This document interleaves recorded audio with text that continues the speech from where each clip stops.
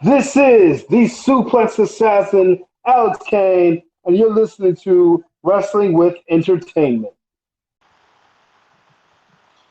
Hello, and welcome to the show at Wrestling with Entertainment, bringing you the latest exclusive breaking news, previewing and reviewing the latest shows from WWE, AEW, New Japan, everything in between, every Saturday, and interviewing all your favorite wrestlers every Wednesday on YouTube and Castbox, sponsored by Rogue Energy. Use promo code Wrestling with E for 10% off your next purchase.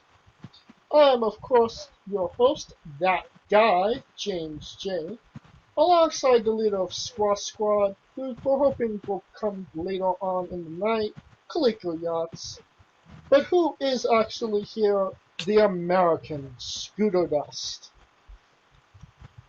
Yes, it's true. I am the one who stole the cookie from the cookie jar.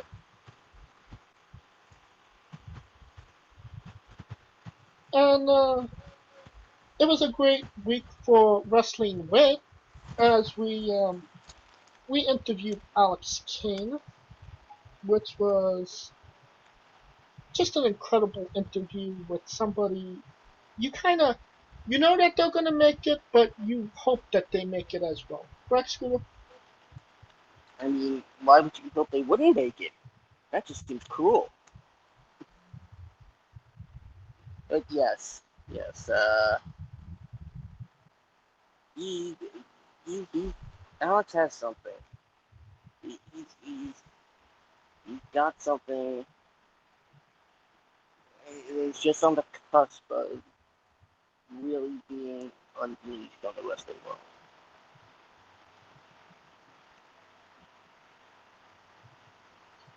And you know, um, Alex revealed some important news during that interview as well. Uh, could you maybe tell everybody what we could find some help for some mental health problems, Scooter? Um, yes, of course. Mental health, of course, is a big issue in the world. It's a cause that's very near and dear uh, to our heart. I guess first, of course, there's always help. There's always someone there to listen. And the National Suicide Prevention Lifeline, 800-273-8255. And of course, and it's not even just a phone number anymore. It's a website where within minutes you could just be chatting with someone. You just you just want to you just want someone to listen. That's really you know what all of us who go through mental issues really.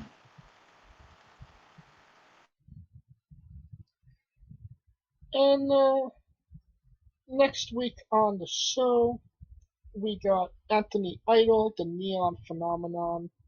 Um, some really great stories from the Neon Phenomenon, including one you might already have heard, but from a different perspective. And he might even give Psycho Mike a run for his money when it comes to rough fighting routes.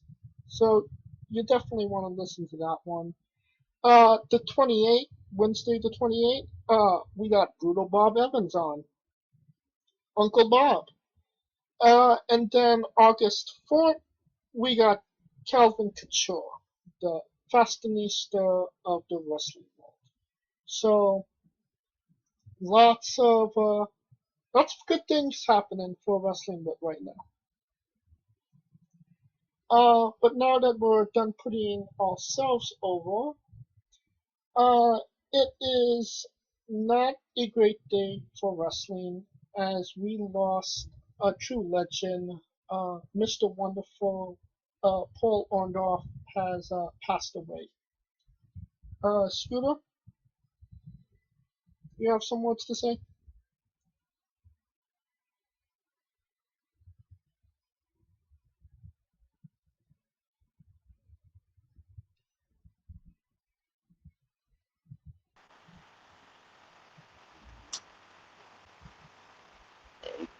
Yes, the wrestling world is saddened and devastated by the loss of Mr. Wonderful Paul Orndorff. If you are an old school wrestling fan, mid 90s wrestling fan, you know who Paul Orndorff is. In the mid 80s, he was all over WWF television as he and Hulk Hogan had the 1986 feud of the year, according to Pro Wrestling Illustrated, which goes to show you what really could have happened if Paul Orndorff had really stuck around. Of course, Orndorff competed in the first main event of the very first WrestleMania, teaming with Roddy Piper against Hulk Hogan and Mr. T. Everyone knows that. Right. Orndorff then he would compete on and off in uh, in the WWE. Uh, for the WWE, he had spent a lot of time in the NWA. Uh, then he, I mean, he fought. Uh,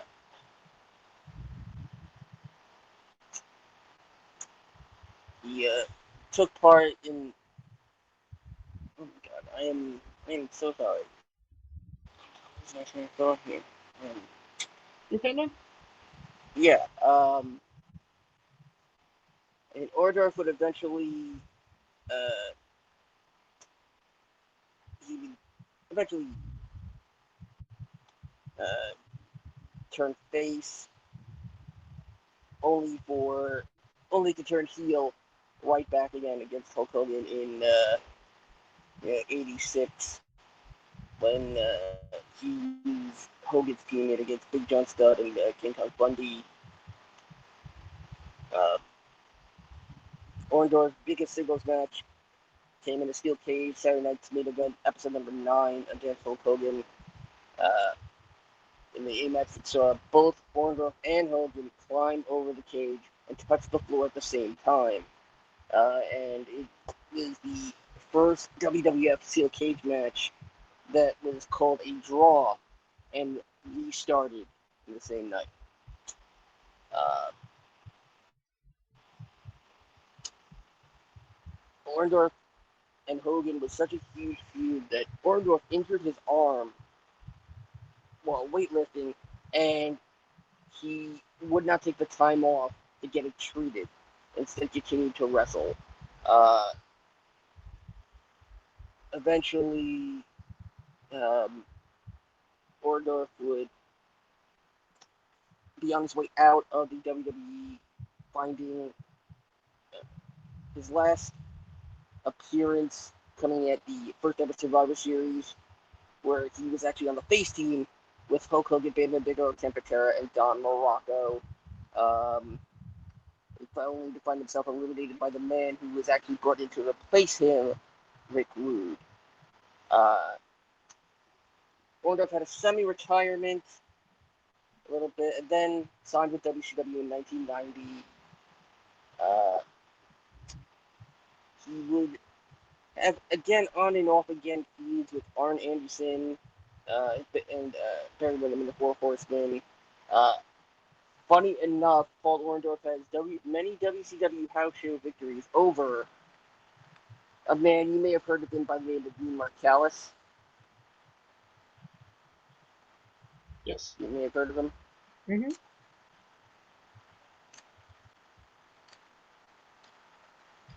Uh,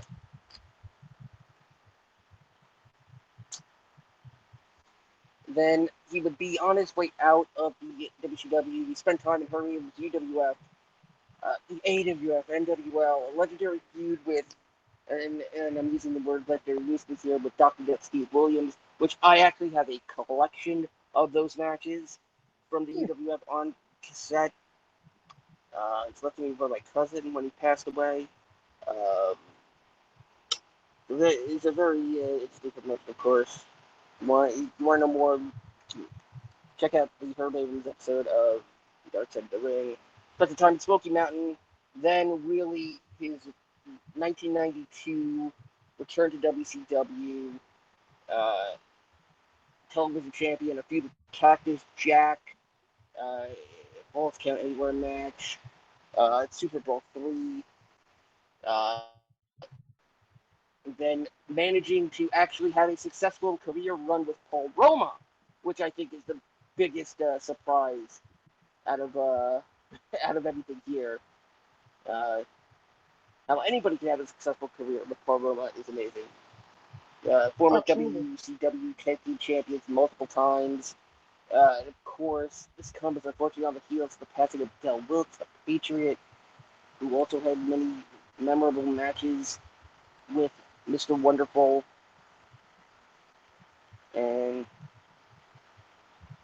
Orndorff eventually was part of the second legit class of the WWE Hall of Fame after they started doing the annual ceremonies again in 2004 as part of the 2005 class. Inducted by Bobby Heenan, who'd be on again and off again of WWE.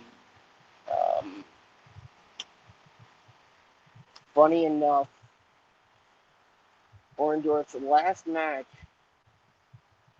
was in 2017 at the age of 67 for the Canadian Wrestling Elite at a show in Manitoba. Orndorff did reveal a number of years ago that he was diagnosed with cancer. He did announce later on down the road that it was gone. It was his son Travis had posted a video showcasing that he had he was dealing with dementia. He's unsure if dementia had any part in uh, Orndorff's passing, but Orndorff's son does believe that the dementia was a result of CTE and numerous injuries brought on by his time in the room. Nevertheless, Paul Orndorff, a true legend in every sense of the word. One of the biggest what if stories, if not the biggest what if story. You know, aside from Roddy Piper, who again just he will be missed in every sense of the word. He was Mr. Wonderful. You know, I kind of felt a little disrespectful. WWE only put up a graphic for him, but rather than have a little tribute video to him on Raw or SmackDown. Um, you know, like you said, he was a big part of WWE. You can't talk about WrestleMania 1 without talking about Paul Orndorff in the main event with Piper. Very true. So, I mean, did we cut WWE some slack because of everything that's been going on? I mean, the return to live crowds. fair enough.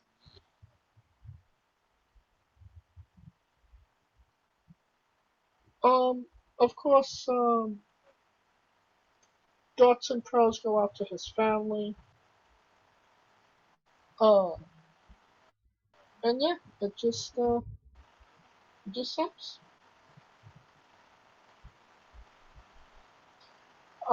Something else that happened this week.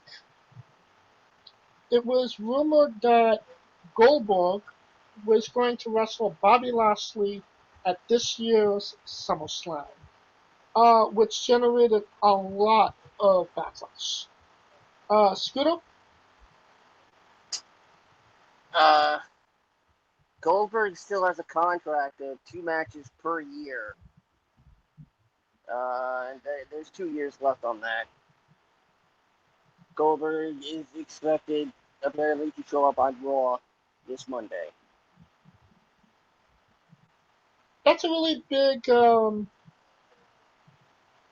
big disappointment for fans, no? They really don't want to see Goldberg, right? I mean, honestly, I don't know. I can't speak for fans at this point, but honestly, I mean, who knows what we want to see anymore? I don't think I want to see Goldberg. I think that's a fair assessment. Yes, I think that's a fair assessment. Um, Something else that happened this week, Mandy Rose made her NXT debut. It's kind of suggested that Alea is making a main roster debut, and this was kind of like a compensation, I suppose. Uh, Yeah, apparently. do you see Mandy Rose actually making an impact on NXT, or are the girls down there just gonna eat her alive? It probably maybe not either alive, but I mean, I would not. Uh, I wouldn't expect it to be necessarily anything so great.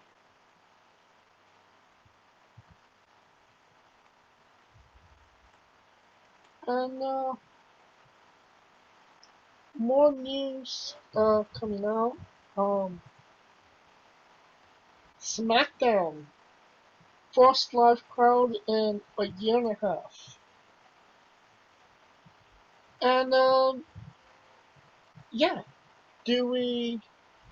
Me and you were talking off air whether or not we think this is going to last, considering that it was around a normal capacity of 10,000 uh, 10,000 fans with little to no masses. Yeah, I still,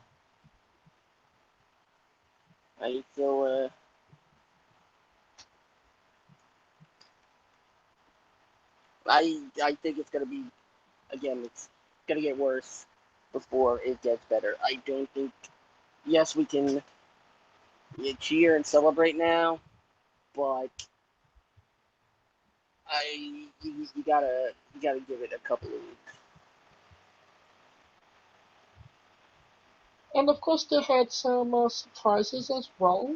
Um, Finn Balor making his WWE main roster return, uh, attacking Sami Zayn. So Yeah, that was a big shock. It was apparently teased before the show through a tweet. It was apparently a cryptic tweet involving the code. Uh, yeah, Finn Balor and Sami Zayn. It's good to see Balor back up on the main roster, where he honestly belongs. Um, and hopefully it's hopefully we see more Balor. I mean, that's all I can say.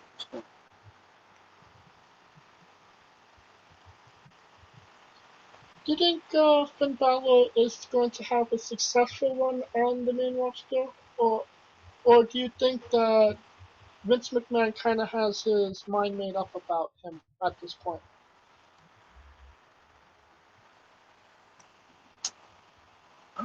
You know what? I don't know. Given his NXT run,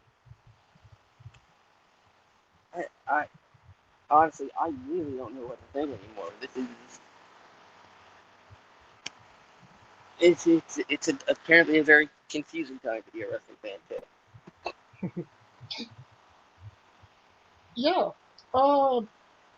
Something that's confusing. AEW is outselling WWE in New York right now. Do you attribute this to having WWE and Madison Square Garden specifically requires you to have a vaccination in order to attend the show? Or do you think that AEW is just maybe a more desired show? I believe AEW actually has more than one show for New York City, including the stadium show at Arthur Ashe Stadium. So to say that they're outselling would probably only be because they have more than one show. WWE only has the one MSG show.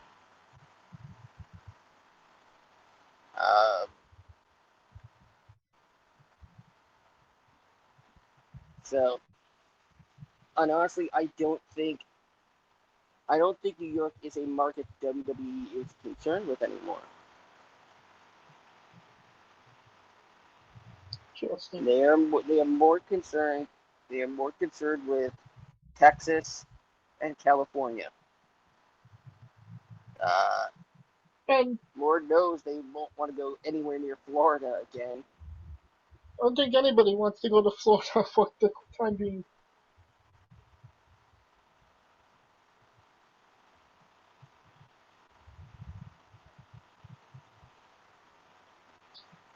Now,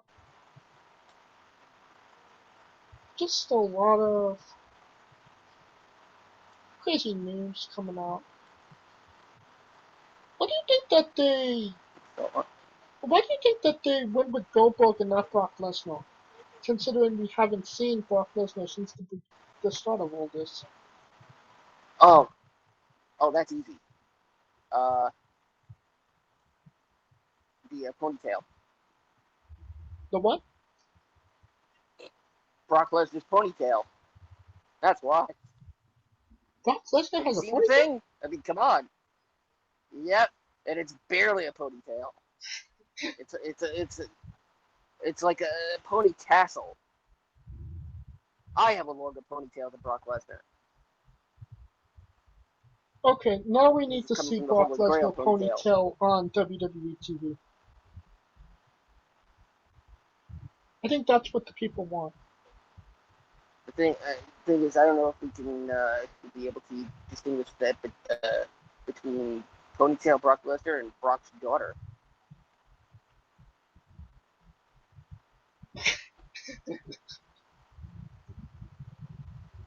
Huh?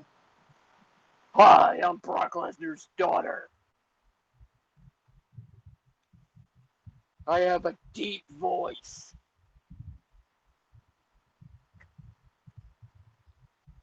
And I believe that will conclude our portion of the news this week, unless you got something. That's good because Brock Lesnar's daughter's got to go take a dump. So that would be enough. I don't know what you're into, James, but everything has a price. Now, a quick word from our sponsors. Quick! Rogue Energy, the only gaming drink company in the world with 4 unique product lines to suit your task at hand, whether it be juices, shakes, smoothies, and everything else in between. Their low-calorie, no-sugar energy formula is the perfect alternative to sugar-filled canned energy drinks and sodas. Their extreme formula provides the most energy, focus, and sports performance possible. Their hydration line offers focus, ingredients without the added caffeine. Drink it anytime you're thirsty. And their shake formula is so delicious. Who doesn't love a cookies and cream, 0-calorie energy milkshake? First and foremost, they've designed every Rogue product line with performance and effectiveness in mind. It is critical that you look at the nutrition panels of drinks when comparing options. There are countless off brands out there that are presenting low quality, poorly dosed formulas that amount to expensive caffeine water. Every formula they produce is designed with optimal levels of high quality ingredients. Additionally, you won't find a powdered gaming drink brand that dissolves better. No need to have chalky textures in your drink. Their taste profiles are unmatched, specifically designed for gamers, athletes, students, entrepreneurs, people with hectic schedules, individuals with low energy, podcasters who can't shut up, people who are health conscious, and so much more. Great as both a pre-workout and as a coffee energy drink replacement. Specifically designed every Rogue product line to be the best gaming drink on the planet. Rogue energy, more focus, more wins.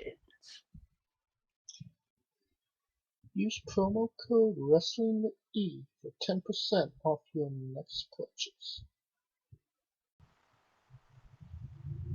And we are wrestling with Money in the Bank 2021 preview.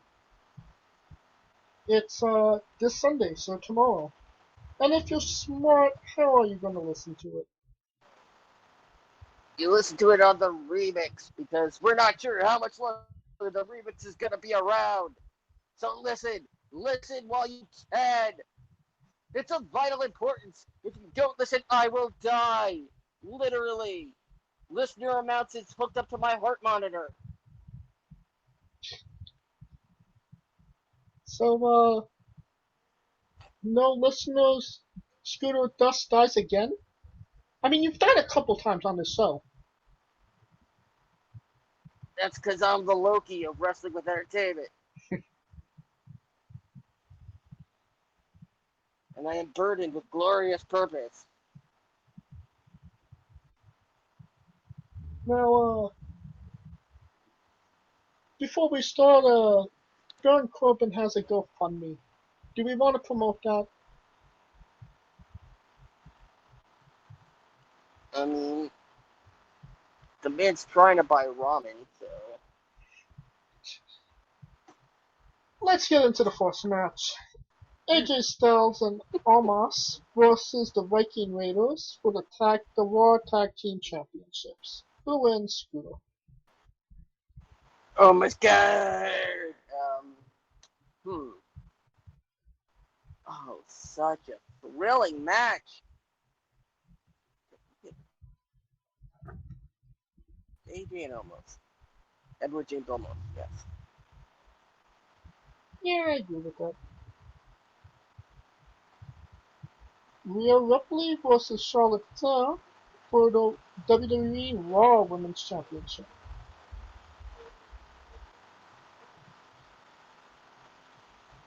I mean, this is gonna have to be this has to be the final, the final match between these two for, at least, 10 minutes. So, yeah, I want to say, I really want to say Ripley retains, but I have a weird feeling it's gonna be Charlotte. I kind of feel the same way. I don't think it's time to give Rhea Ripley that champion, that win against Charlotte yet. I think that's something you kind of have to build to. But then when do you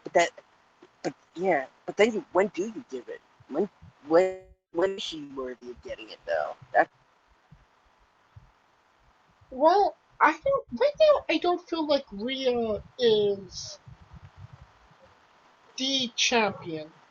I feel like she's just a placeholder until whoever wins this Money in the Bank and cashes in, that's going to be our champion. And I think where it's or just waiting for Becky to come back at this point. And if Rhea unless we're waiting for the diarrhea chance. What? Unless we're waiting for the diarrhea die chance. No, that's a different show. I feel if Rhea does win, it's going to be some smart finish that's just going to be, to get her to the next transition. but I do feel that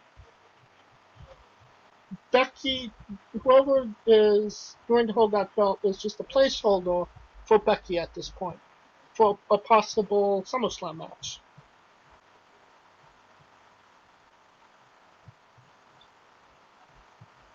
Next match, Rey Mysterio and Dominic Mysterio versus the Usos for the WWE SmackDown Tag Team Championships. Is this the first time we've ever had a That's on the father and kickoff show. son versus two brothers? Uh, uh, mm, you can probably find Wyndham's at some point. Also, I believe this is the kickoff show match. Oh, yeah, you're right. I mean, it's Dominic's first real like title defense in front of a crowd, so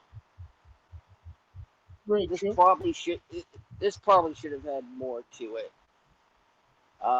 I mean, this is not the first time Ray and Dominic have faced the Usos in the tag team match. So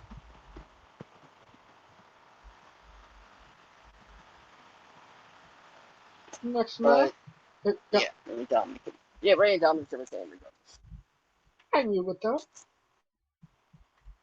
Next up, we got Roman Reigns versus Edge for the Universal Championship. Who wins, Scooter? Hmm.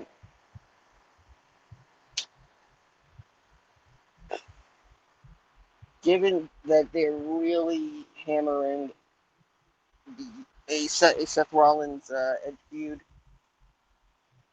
I'm going with Roman. Bobby Lashley versus Kofi Kingston for the WWE Championship.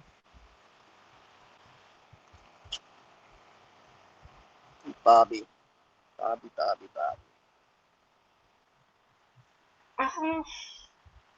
my heart's telling me Kofi, but my head's telling me Bobby. Now, Given everything, it's got it. now for the women's Money in the Bank ladder match. Asuka, Naomi, Alexa Bliss, Nikki, Almost a Hero, Liv Morgan, Zelina Vega, Natalia, and Tamina. Who wins, Scooter? First of all, it's Nikki Ash, almost a superhero. There are two clear standouts here, maybe three. One, and I think all three have a chance of winning, but it's unlikely for. First is Liv Morgan. Really? You think Liv has an opportunity to actually win this? Now, I'm not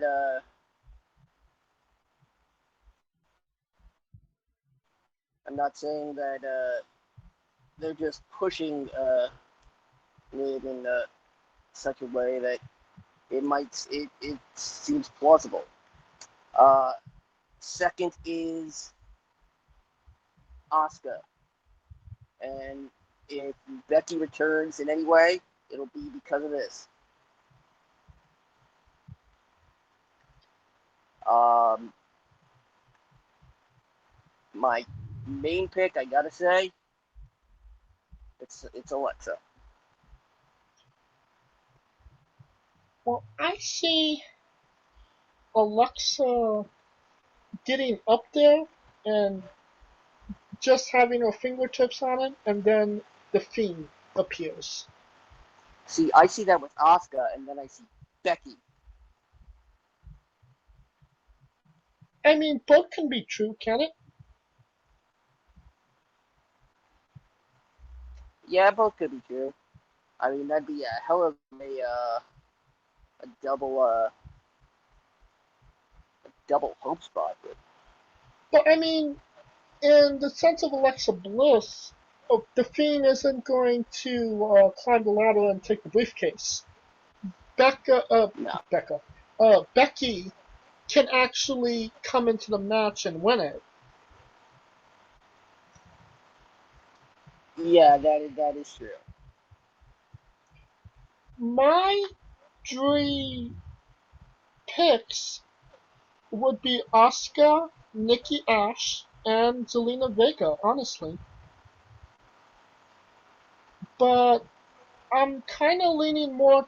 Asuka won it last year, so odds are they're not going to give it to her again. Uh, Nikki, it kind of seems like they're going with Nikki. She had like multiple wins over Rhea and Charlotte. She's a superhero now, or almost a superhero. And why not try and pull that trigger? Zelina Vega just came back, and they could do something with her. It seemed like they was doing something with her before they fired her the first time. But I feel if they don't announce Becky and we're just going with who is in this match, I'm going with Nikki. My second pick, Zelina. Scooter, who's your first pick and who's your second? Uh, it's I'm going with Alexa or Liv. Alright.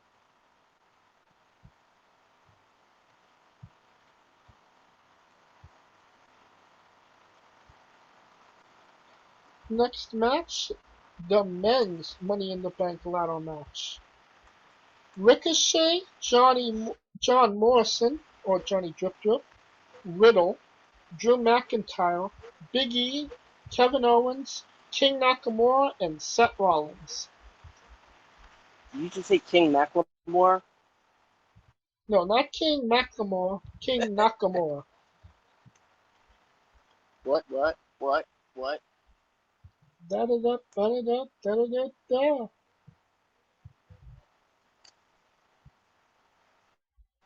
So, first and Uh, foremost, this entire field seemed, I believe, Seth Rollins and Drew McIntyre are probably the two biggest names in there.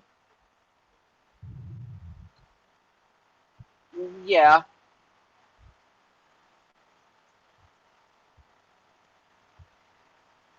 Yeah, whatever. Yeah, probably. So, who are you going with, Scooter?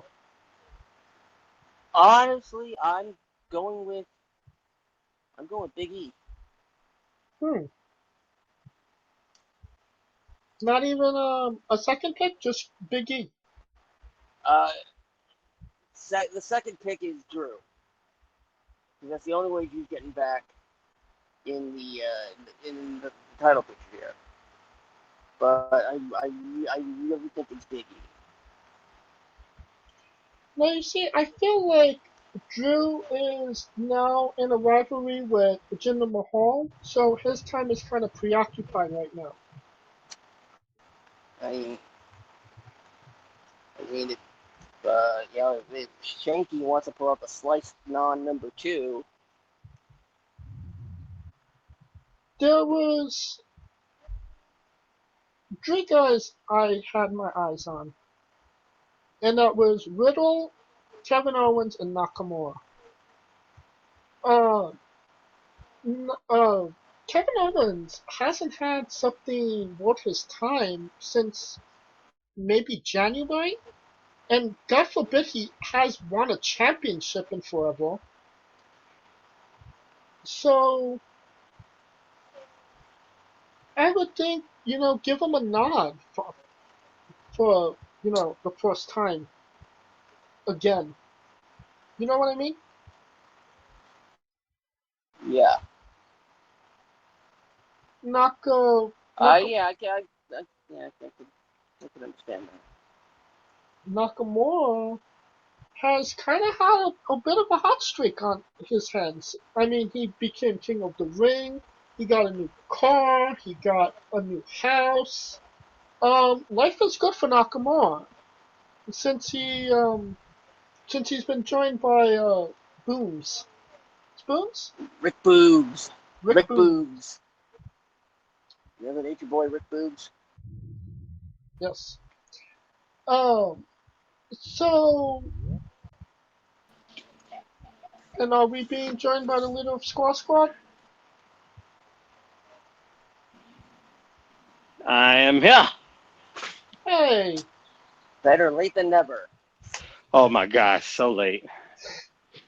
seems like you've been late to everything. But I couldn't do the watch along, be driving. I couldn't drive and watch it. I would have been overly fucked. like, okay, give me that much. You're good, but you're not that good. Yeah, I'm not even that good. Come on, man. Trust me, I sell myself hella short. We're talking the men's Money in the Bank ladder match. Your thoughts, Kaliko? It's interesting. It's an interesting mix. I think everybody's thinking Riddle, man. I've seen people say that they'll riot if Riddle won. I think it would be interesting to see how that would work. Because Riddle's the type of person that could get goaded by Randy Orton to give him the briefcase. And it's not like, I mean, Randy Orton's off anyway, so I think it would be a good, like, yo, give it to me type. But, we'll see how it goes. I just think that would be different. I mean, it can't get no worse than last year, when Otis won it and he ended up losing it in court, which is... No, I mean, technically, he was ordered to defend it. Yes, he was ordered to defend it in court. Like, think about that. Like, Law and Otis. yeah, so, I mean... Which was weird, because I thought that they would have been the one to cash it in on the tag championships to kind of make it more of a... You can use any title barrier, but... who knows? And then Seth brought in that little nugget that he could win it. I mean, he's won it before, and he doesn't really Which need it at this point. he doesn't, but it would only make sense in regards that whoever Roman loses to loses it immediately to Seth. That's the only way it would make sense to get heat.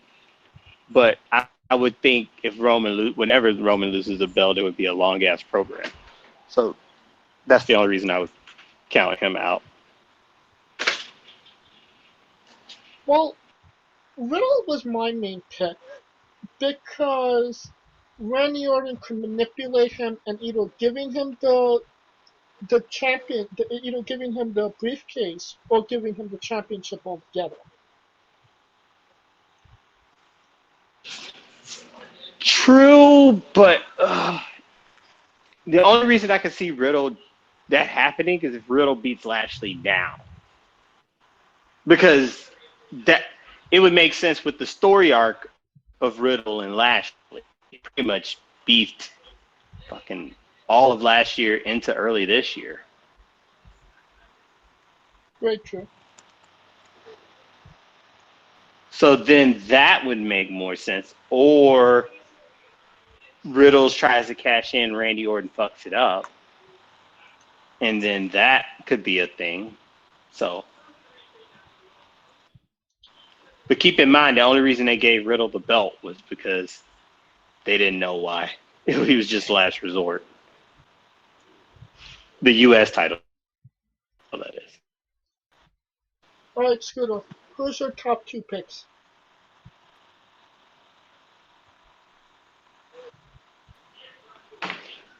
Still would pick Riddle, though. Scooter, can you hear me? Yeah. Who's your top 2 picks? Mine or Kaliko's?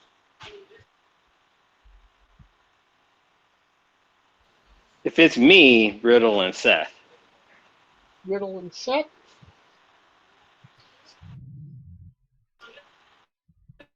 The only reason I say Seth is because it's kind of hard to finagle him back into the title picture right now unless the threat of the briefcase is there, right? Right. That's the only reason, but I don't see it happening. But he's got a better shot than Kevin Owens. So I don't know about that. I feel like Owens has a shot. I think he has a better shot than maybe a Ricochet. Owens doesn't have a good shot because he already done went through a program with Roman for the title. To me, that I don't know. It's only so many people that they can get back in, and Seth literally just got back for like 4 or 5 months, and usually when he comes back, he's either mid card or upper echelon. So that's why I say Seth, just in that regard. So that's my Raw and SmackDown top 2. What about you, Scooter? Maybe you said it and I just didn't hear it. Big E or Big E and Drew. Ooh, Big E. Ooh, damn it! I totally forgot about Drew. Drew, yeah, Drew would be interesting in the sense that if he wins it, that is good. That's a good pick, bro. Because if Drew wins it and he can't cash it in on Lashley due to the fact that Lashley's still champion, that's different. That's good. That's a different vibe. Well, he could kind of take revenge on Roman Reigns for his loss at Survivor Series. True, but it would have to be that would be an overhaul. But I don't think they would overhaul the money because usually the Money in the Bank has the Money in the Bank winner ever switched brands? Yeah, CM Punk. Miz. That's the only one I can think of. Miz. Yeah, Miz. Miz and Punk. Edge. Miz, Edge, Punk. Okay. Who else? Yeah. Yeah, but Punk was definitely a brand switcher. Miz. I remember Miz because he was SmackDown. Then he went to Raw. I don't feel like that's right because that's when they did Raw Yeah. and SmackDown briefcases.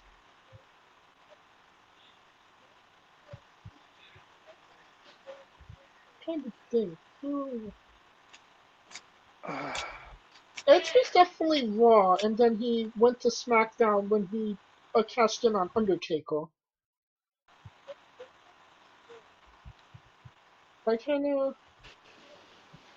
I mean, it's not out of the realm of possibilities. And Yeah, Drew. Yeah, that was the only way he would win is if that's the case. But if Big E wins the briefcase, then Drew would have to stay on Raw because Big E would be trying to dethrone Roman unless he tries to go to Raw and dethrone Lashley, which is a variable. See, those are 2 good picks. I give them that. Solid ass picks. I'm going with and my first pick for sure is Riddle.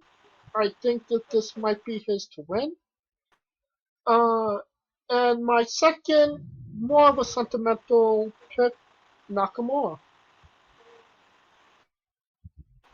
And those are my 2 picks.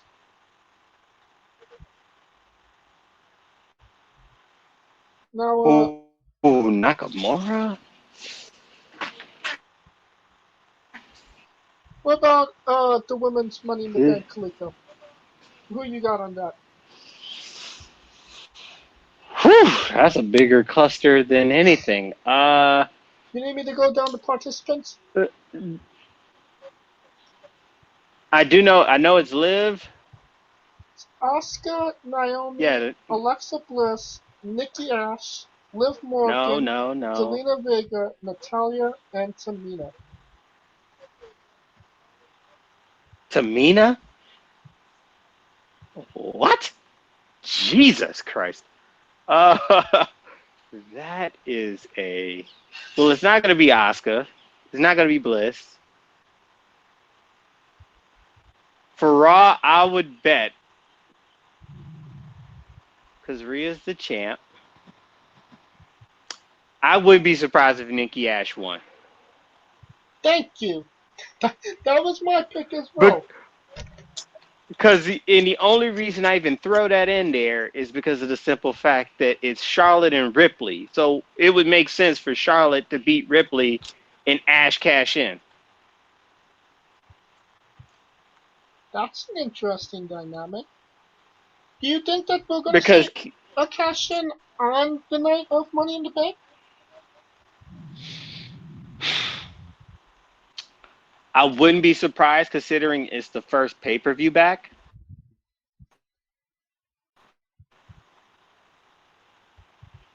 With the live crowd, to send somebody going home, I mean, they've done it before. I mean, Kane did it. Ambrose did it. Bailey did it. So, Bailey did it. Yeah, so it's not surprising. But it's not where it's something out of the ordinary, right? It's rare in the sense that it's only a handful of times, but when it happens, people still jump like ape shit for it. So I wouldn't be surprised. Very true. On the women's side, the men's side, hell no, I don't see it on the men's side, but the women's side for sure. All right. And it would only have to be Raw because I don't see Bianca. I don't see Bianca get cashed in on. Yet. Considering who's in the match, I agree with that. Right? Once again, if you're smart, how should you listen to it, Scooter? On the remix. And that will conclude our coverage of Money in the Bank and this episode in its entirety. If you like what we're doing, please like, subscribe, comment, put on YouTube and Castbox. Join us this Wednesday as I interview Anthony Idol. Of course, this episode was sponsored by Rogue Energy. Use promo code WRESTLINGWITHE for 10% off your next purchase. And follow the show on social media at Wrestling with E, both on Twitter and Instagram. And you can find us individually as well. I am at James Shane 993. Where can they find Coleco? You can join me on my quest to be on time for this show at I Am Coleco.